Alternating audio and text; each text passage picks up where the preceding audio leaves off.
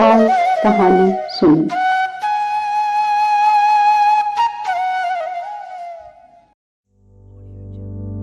सुबल चंद्र के बेटे का नाम था सुशील चंद्र, पर आदमी हमेशा अपने नाम के अनुरूप नहीं ही होते हैं। सुबल चंद्र कुछ दुर्बल थे और सुशील चंद्र कोई खास शांत नहीं थे। लड़का सुशील चंद्र मोहल्ले भर को परेशान किए फिरता था, इसलिए सुबल चंद्र बाप कभी कभी उसे दंड देने के लिए उसे पकड़ने दौड़ते थे, लेकिन बाप के पांव में बात का रोग था और लड़का हिरन की तरह चौकड़ी भरता भाग सकता था।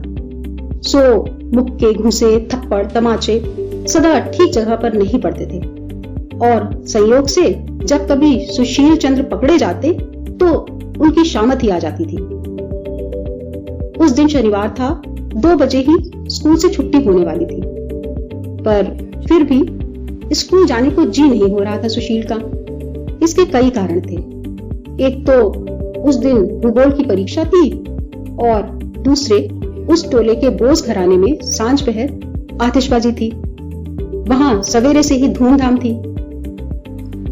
सुशील चंद्र का मन था कि दिन वहीं काटा जाए। बहुत सोच सोचकर वह स्कूल जाने के समय बिस्तर पर जाकर सो रहा। सुबल चंद ने पास आकर पूछा, क्यों रे, बिस्तर पर क्यों पड़ा है? आज स्कूल नहीं जाना? सुशील चंद बोला, पेट में बड़ी मरोड़ हो रही है, आज स्कूल नहीं जा सकूंगा। सुबल चंद उसकी सारी बहानेबाजी समझ गए। मन ही मन बोले, ठहरो, आज मैं तुम्हें सबक सिखाता हूं। पर प्रकट रूप में यह कहा, पेट में मरोड़ है तब तो आज जाने की जरूरत नहीं। बोस के घर आतिशबाजी देखने के लिए हरि को ही अकेला भेज दूंगा। तेरे लिए लेमन जूस मोल लिए थे, वह भी आज नहीं लेना।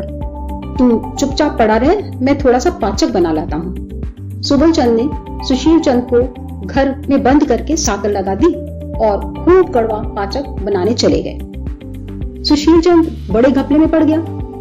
लेमन जूस से उसे जितना आनंद आता था, पाचक से उसके देवता उतना ही कूच करते थे। उधर बोस के घर जाने के लिए उसका जी पिछली रात से ही छटपटा रहा था। लगा कि यह सुयोग भी हाथ से निकल जाएगा। सुबल चंद बाबू बड़े से कटोरे में पाचक लिए घर में घुसे ही थे कि सुशील बड़बड़ाकर बिस्तर से उठ पड़ा और बोला, पेट दर्द बिल्कुल रफा हो गया है, अब मैं स्कूल जा रहा हूँ। पिता बोले, ना, स्कूल जाने की जरूरत नहीं, तू पाचक पी ले और चुपचाप पड़ा रहे। और उन्होंने जबरदस्ती पाचक पिला दिया और बाहर जाकर घर में ताला लगा दिया। सुशील चंद बिस्तर पर पड़ा पड़ा दिन भर रोता रहा और सोचता रहा कि अगर कल से ही मेरी उम्र बापू जैसी हो जाए तो मैं अपने जी का किया करूंगा और कोई मुझे बंद नहीं रख सकेगा। उधर सुबल चंद बाबू बाहर अकेले बैठे बैठे सोचते रहे कि मेरे माँ बाप मुझे बहुत लाड प्यार करते थे, इसी से मेरी अच्छी पढ़ाई लिखाई नहीं हो पाई। हाय, फिर अगर बचपन के दिन लौट आते तो जरा भी समय बर्बाद ना करूं और एक एक पल पढ़ाई लिखाई में ही लगा दूं। ठीक उसी समय इच्छा ठकुराइन उस घर के बाहर वाले रास्ते से गुजर रही थी। पिता पुत्र के मन की इच्छा जानकर सोचने लगी, अच्छा तो ठीक है, कुछ दिन इनकी इच्छा पूरी करके ही देखा जाए। यह सोचकर वह बाप के पास गई और बोली, तुम्हारी इच्छा पूरी होगी, कल से तुम अपने बेटे की उम्र के होगे। और लड़के के पास जाकर बोली, कल से तुम अपने बाप की उम्र के होगे। सुनकर दोनों बाप बेटे फूले नहीं समाये। बूढ़े सुबल चंद रातों को ठीक से सो नहीं पाते थे। भोर के कुछ पहले नींद आती थी, पर उस दिन न जाने क्या हुआ कि अचानक बड़े भोर ही उठकर बिल्कुल उछलते हुए बिछौने से कूद पड़े। देखा बिल्कुल छोटे से हो गए, गिरे हुए दांत फिर से निकल आए हैं, दाढ़ी मूछ के बाल न जाने कहां चले गए, कोई निशानी तक उनकी नहीं बची है। रात को जो धोती कुर्ता पहनकर सोए थे, सवेरे वे इतने ढीले हो गए कि आस्तीनें लगभग धरती तक झूल रही थी। कुर्ते का गला छाती के नीचे तक आ गया था और धोती का पोंचा इतना लटक रहा था कि पांव उठाकर चलना भी एक समस्या बन गया था। हमारे सुशील चंद का सदा का नित्य नियम यह था कि वह नूर के तड़के उठकर चारों ओर उधम मचाते फिरते थे, लेकिन आज तो उनकी नींद खुलने का नाम ही नहीं ले रही थी। अपने बाप सुबल चंद की धमा चौकड़ी के मारे नींद हराम हो गई तो उठे और उठते ही देखा कि कपड़े लत्ते बदन पर इस तरह चुस्त हो उठे हैं कि उनके फट चिटकर लीरे हो जाने की नौबत आ गई है। सारा शरीर बढ़ गया है। पकी अतपकी दाढ़ी मूछों के मारे आधा मुंह तो दिखाई भी नहीं पड़ता। सिर में भी भरपूर जुल्फे थी, पर हाथ फेर कर देखा तो सामने से पूरी खोपड़ी सफा चट बिल्कुल चिकनी सी गंजी चांद निकल आई है। बिस्तर छोड़ने की तबीयत ही नहीं हो रही थी। कई बार चुटकी बजा बजा कर ऊंचे स्वर से जम्हाइयां ली, कई बार इस करवट से उस करवट हुए और अंत में उठे भी तो बाप सुबल चंद की धमा चौकड़ी से खींचते हुए ही उठे। दोनों के मन की इच्छा तो खैर पूरी हो गई, पर दोनों बड़ी मुश्किल में पड़ गए। यह तो पहले ही बता चुका हूँ कि सुशील चंद की इच्छा थी कि बापू यानी सुबल चंद जैसा बड़ा और स्वाधीन हो जाऊं, और जब जैसा जी चाहेगा करूंगा। पेड़ों पर चढ़ता फिरूंगा, पानी में कूदा करूंगा, कच्चे आम खाया करूंगा, चिड़ियों के बच्चे उतारा करूंगा, सारे देश में घूमा फिरा करूंगा। जब जी चाहेगा घर आकर जो जी चाहेगा खाऊंगा, मना करने वाला कोई ना होगा। लेकिन अचंभे की बात है कि उस दिन सुबह सवेरे उठकर पेड़ पर चढ़ने की उसे इच्छा ही नहीं हुई। जलकुंभी वाले पोखरे को देखकर उसे लगा कि अगर उसमें कूदूंगा तो जूड़ी ताप धर दबाएगा। सो वह चुपचाप उसारे में चटाई बिछाकर बैठ गया और बैठा बैठा तरह तरह की बातें सोचता रहा। एक बार जी हुआ कि खेल कूद एक बागी छोड़ देना ठीक नहीं होगा। थोड़ा खेल कूद लेने की कोशिश करने में हर्ज ही क्या है। सो वह पास के एक अमड़े के पेड़ पर चढ़ने के लिए तरह तरह की कोशिशें करने लगा। कल तक जिस पेड़ पर वह गिलहरी की तरह छटपट चढ़ लेता था, आज पूरे शरीर ने उस पर चढ़ने से बिल्कुल इनकार ही कर दिया। नीचे की एक नाजुक डाली पकड़कर चढ़ना चाहा तो उसके शरीर का बोझ पड़ते ही टूट गई और बूढ़ा सुशील चंद धम्म से नीचे जमीन पर आ गिरा। पास के रास्ते से गुजर रहे बटोहियों ने बूढ़े को बच्चे की तरह पेड़ पर चढ़ते और गिरते देखा तो वे हंसते हंसते लोटपोट हो गए। सुशील चंद लाज के मारे मुंह नीचा किए फिर उसी चटाई पर आ बैठे। नौकर से बोला, अरे ओ, बाजार से जरा 1 रुपए का लेमन जूस ले आ। लेमन जूस के लिए सुशील चंद की चाह बड़ी प्रबल थी। स्कूल के पास की दुकान पर वह रोज रंग बिरंगे लेमन जूस देखा करता था। सजा सुजू कर रखे हुए रहते थे। 2-4 पैसे जो भी उसे मिलते उनसे लेमन जूस ही खरीद कर खाया करता था। सोचता था कि बापू की तरफ खूब पैसे होंगे तो लेमन जूस खरीद खरीद कर जेबें भर भर कर रखूंगा और खाता रहूंगा।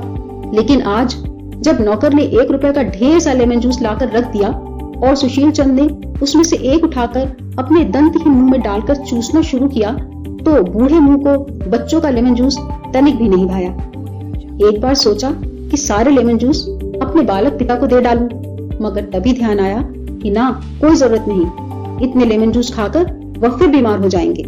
कल तक जो लड़के सुशील चंद के साथ कबड्डी खेला करते थे, वे उसकी तलाश में आए तो बूढ़े सुशील चंद को देखकर अलग भाग खड़े हुए।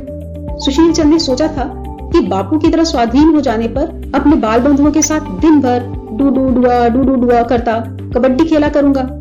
लेकिन आज राखाल, गोपाल, अक्षय, निवारण, हरीश और नंद को अपनी ओर आते देखकर उसे भीतर ही भीतर बड़ी कुढ़न हुई। वह सोचने लगा कि क्या मजे से चुपचाप बैठा था, अब ये छोकरे न जाने कहां आटप के धमा चौकड़ी मचाने। कह चुका हूँ कि बापू यानी सुबल चंद रोज उसारे में चटाई डालकर बैठे बैठे यही सोचा करते थे कि बचपन में सारा समय नटखट पन्ने में बर्बाद कर दिया। अब अगर फिर से बचपन हाथ लग जाए तो सारे दिन शांत शिष्ट होकर दरवाजा बंद करके घर के भीतर बैठकर बस किताबें लिए रहूंगा और पाठ कंठस्थ करता रहूंगा। इतना ही नहीं, सांझ पहर दादी से कहानी सुनना भी बंद कर दूंगा और दिया जलाकर रात के 10-11 बजे तक पढ़ाई लिखाई ही करता रहूंगा। पर बचपन फिर से हाथ आ जाने पर सुबल चंद किसी सूरत से भी स्कूल मुखी होना ही नहीं चाहते थे। सुशील चंद कुड़ कुड़ कर झिड़कता कि बापू स्कूल नहीं जाओगे। सुबल चंद सिर खुजाकर मुंह लटका लेते और धीरे धीरे कहते, आज मेरे पेट में मरोड़ है, आज स्कूल नहीं जा सकूंगा। सुशील चंद खिसिया कर कहता, जा क्यों नहीं सकोगे? स्कूल जाते समय मेरे भी ऐसे मरोड़ हुआ करती थी, मैं ये सब खूब समझता हूँ। सचमुच सुशील चंद इतने बहानों से स्कूल नागा किया करता था और वह भी अभी इतने हाल ही की बात थी कि उसे छल पाना उसके बाप के बस का रोग नहीं था। सुशील चंद अपने छोटे से पिताजी को जबरदस्ती स्कूल भेजने लगा। स्कूल की छुट्टी होने पर सुबल चंद घर आकर जी भरकर भाग दौड़ करके खेलने कूदने के लिए बेचैन हो उठते।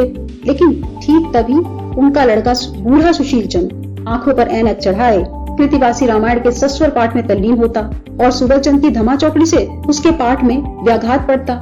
इसलिए वह सुबल चंद को जबरदस्ती पकड़ के अपने पास बिठा लेता और हाथ में स्लेट थमाकर कहता, लीजिए पिताजी, हिसाब का अभ्यास कीजिए। अंक गणित के ऐसे बीहड़ प्रश्न चुनकर देता कि एक एक प्रश्न में बेचारे बाप को एक एक घंटा समय लगाना पड़ता। सांझ पहर बूढ़े सुशील चंद के कमरे में बहुत से बूढ़े शतरंज खेलने बैठते। उस समय सुबल चंद को शांत रखने के लिए सुशील चंद ने एक मास्टर रख दिया। मास्टर रात के 10 बजे तक पढ़ाया करता था। खान पान के मामले में सुशील चंद बड़ा सख्त था, कारण उसके पिता सुबल चंद जब बूढ़े थे तो उनका हाजमा ठीक नहीं था। थोड़ा भी अधिक खा लेते तो धुएं की डकार आने लगती। सुशील चंद को यह बात अच्छी तरह याद थी, इसलिए वह अपने बाप को किसी भी सूरत में अधिक खाने नहीं देता था। लेकिन यकायक छोटे हो जाने पर अब उनकी भूख इतनी बढ़ गई थी कि वे लुंडी तक पचा सकते थे। सुशील चंद उन्हें खाने को इतना कम देता कि भूख के मारे वे बेचैन फिरते थे। अंत में सूख कर कांटे हो गए और हाड़ बाहर नजर आने लगी। सुशील चंद ने सोचा कि इन्हें कोई बुरी बीमारी लग गई है, इसलिए वह उन्हें तरह तरह की दवाइयां निगलवाने लगा। बूढ़े सुशील चंद की हालत भी पतली थी। वह अपने पिछले अभ्यास के अनुसार जो भी करता वही उसके लिए असर हो उठता। पहले वह गांव में कहीं भी नाच तमाशे की खबर पाता तो घर से भागकर वहां जा पहुंचता और इस बात की कोई परवाह नहीं करता कि कड़ाके की ठंड पड़ रही है या मूसलाधार बरसात है। जब बूढ़ा सुशील चंद वैसा करता तो सर्दी लग जाती, खांसी होने लगती, देह टूटने लगती, सिर फटने लगता और उसे 3 हफ्ते बिस्तर पकड़े रहना पड़ता। वह सदा से पोखरे में नहाता आया था, पर अब ऐसा करे तो किन्हने, घुटने आदि जोड़ में भयंकर वात रोग पकड़ लेता। गांठें सूज जाती और इलाज में 6 महीने लग जाते। उसके बाद से वह हर तीसरे दिन नहाता और वह भी गर्म पानी में। सुबल चंद को भी वह लाख सिर पटकने पर भी पोखरे में नहाने नहीं देता। पिछले अभ्यास के मारे वह तख्त से उछलकर उतरता तो हाड़े टंटना झंझना उठती। मुंह में साबुत पान डालने के बाद ही उसे ध्यान आता कि हाय, दांत तो है ही नहीं, पान चबाना तो असंभव है। भूलकर कंघी कूची करने लगता, तब कहीं उसे पता चलता कि हाय, लगभग सारा सिर तो गंजा है। कभी कभी वह अचानक भूल जाता कि मैं अपने बाप की उम्र का बूढ़ा हो गया हूँ और पहले की तरह नटखटपना करने लगता। टोले की बूढ़ी आनंदी बुआ की कलसी अचानक ढेले मारकर फोड़ देता और बेचारी पानी से नहा जाती। बूढ़े की यह बचकानी दुष्टता देखकर लोग उसे दूर मार करते और मारने दौड़ते और वह भी लाज शर्म के मारे इतना बढ़ जाता कि मुंह छुपाने को कहीं ठौर नहीं मिलता। सुबह चंद भी कभी कभी अचानक भूल जाते कि मैं बालक हो गया हूँ। अपने को पहले जैसा ही बूढ़ा समझकर वह बूढ़ों के ताश चौपड़ के खेल देखने लगता और पास बैठकर बूढ़ों जैसी बातें करने लगता। इस पर सभी उसे दुत्कारते कि जा बच्चों के संग खेल, जा, पुरनियापन करने की कोई जरूरत नहीं, और वे कान पकड़कर उन्हें वहां से विदा कर देते। अक्सर अनचेती घड़ियों में अचानक भूलकर मास्टर से कह बैठता कि जरा तंबाकू तो खिलाना। इस पर मास्टर उसे बेंच के ऊपर एक टांग पर खड़ा कर देते। नाई से कहता, अरे बेजा, कई दिन हो गए, मेरी दाढ़ी बनाने क्यों नहीं आया? नाई सोचता कि लड़के ने खूब ठिठोली करनी सीख ली है। कहता, बस अभी आया, कोई 10-1 बरस में। और कभी कभी पहले अभ्यासवश अपने बेटे सुशील को मार भी बैठता। सुशील चंद बहुत ही नाराज होकर कहता कि पढ़ लिख कर यही बुद्धि हो रही है तुम्हारी? बित्ते भर के लड़के होकर भी तुम बूढ़े आदमी पर हाथ उठाते हो, छी। और यूं ही बेबात की बात में उसे सभी लोग मारते पीटते, कोई घूंसे लगाता, कोई चपत लगाता तो कोई गाली देता। तंग आकर सुबल चंद एकाग्र मन से प्रार्थना करने लगे, हाय, अगर अपने बेटे सुशील चंद की तरह बूढ़ा और स्वाधीन हो जाता तो इस सांसत से जान बचती। उधर सुशील चंद भी रोज हाथ जोड़कर कहता कि हे देवता, बापू की तरह मुझे छोटा बालक बना दो कि मैं मनमाने खेल खेलता फिरूं।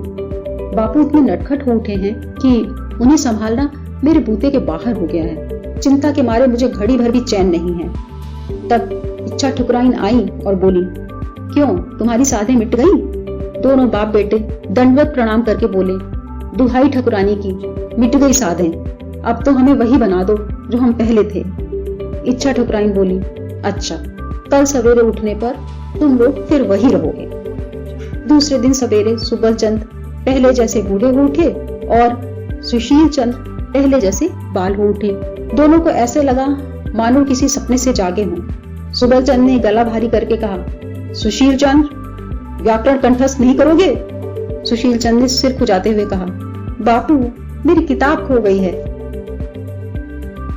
आशा है आपको हमारी यह कहानी अवश्य पसंद आई होगी। कृपया इसे लाइक, शेयर और सब्सक्राइब करें। धन्यवाद।